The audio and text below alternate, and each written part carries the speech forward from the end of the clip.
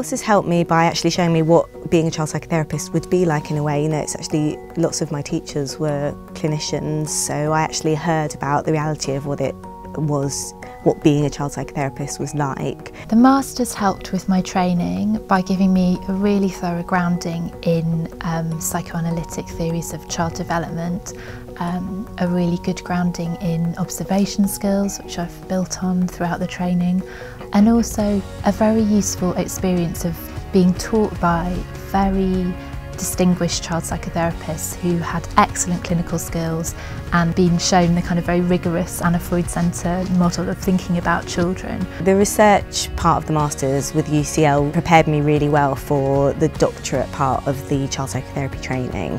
So it meant that I actually felt, as soon as I began, I was able to sort of start a piece of doctoral research, and although it's really challenging, I felt confident in being able to do it because I had a really good research training. It's very rare in life, and it's very rare in anyone's life really, that you get a year to study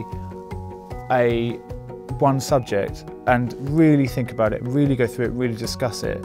And it's very rare that if you get that year, it's actually as worthwhile and as integrated and as thought through as Freudian analysis. And I think that for me absolutely was a crowning achievement for me. It was a really interesting experience that's completely different to anything I'd ever done before I started the Masters, but it's actually very similar to a lot of the stuff that you do on the clinical training.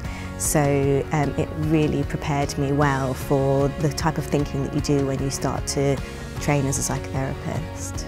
The course really helped me to become a more independent researcher. The supervision for our dissertations was very different to undergraduate supervision because you kind of had to maintain that contact with your supervisor. It was kind of up to you to arrange meetings and things like that, which helped me to kind of gain the skills and the independence needed to do the PhD I'm doing now.